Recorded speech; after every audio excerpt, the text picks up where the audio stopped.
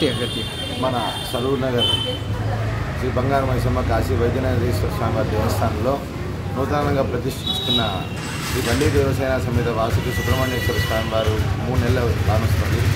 ఈరోజు విశేషించి పుష్య పౌర్ణమి. మనకి తమిళనాడు అలాగే ఇత్యాది రాష్ట్రాల్లో దేశాల్లో ఈ యొక్క థాయిపూసం చేస్తూ ఉంటారు. థాయిపూసం అనగా ఈ యొక్క పార్వతీదేవి సుబ్రహ్మణ్యేశ్వరుడికి వేలాయుధం బహుకరించిన రోజు. ఈ యొక్క రోజు విశిష్టత ఏంటంటే ఈ పుష్యమాసం పుష్యమి నక్షత్రంతో కూడిన పౌర్ణమి పుష్య పౌర్ణమి. కావున ఈ ఉన్న 12 మాసాల్లోని ఈ మాసం విశేషించి కూడా పూర్వము రాక్షస సంహారం కొరకు సూరపద్ముడు అలాగే తారకాసుర సంహారం కొరకు పార్వతీదేవి వేలాయుధాన్ని బహుకరించిన రోజు. ఈ రోజు విశేషించి కూడా పాలకావడ ఉత్సవం కానీ స్వామివారికి విశేష పంచామృతాభిషేకాలు రకరకాల అర్చనలు విశేషమైన పూజలు చేస్తూ ఉంటారు. మనకి దక్షిణ భారతదేశంలో తమిళనాడులో బాగా శ్రేష్టం.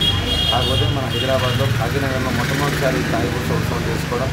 ఈరోజు విశేషించి సర్పరూపంలో ఉన్న సుబ్రహ్మణ్యేశ్వర స్వామి వారిని ఆరాధించడం, అలాగే ఆ వేలాయుధ స్వరూపంగా మనం ఒక స్వామివారి విశేషించి కూడా కలశాలు స్థాపన చేసి దానికి పూజ చేసి పూజానంతరం స్వామివారికి పంచామృతాభిషేకము విశేష అలంకరణ.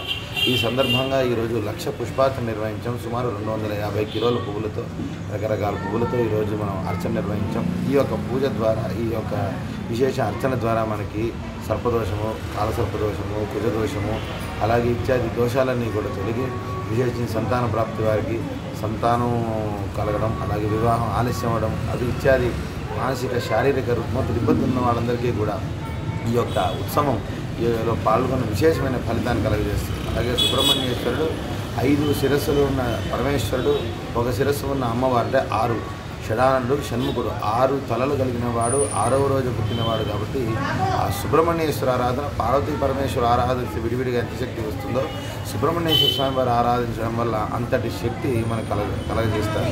కావున ఆ స్వామి దయ అపారం. అందరూ కలవు స్కంద.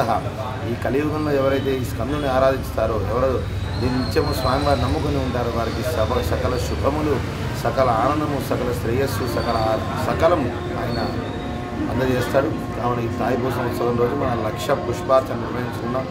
కావున ప్రతి ఒక్కరి దేవాలయానికి వచ్చి చక్కగా దర్శనం చేసుకొని విశేషమైన 3 నెలలలో విశేషమైన ఇక్కడ అభివృద్ధి జరగడం, స్వామివారికి విశేషించి కూడా రచిత ఆభరణాలు అలాగే రకరకాల స్వామివారి ఆభరణాలన్నీ కూడా సమకూరడం. కావున శరవణ భవాయ నమః, శరవణ భవాయ నమః, శరవణ భవాయ నమః.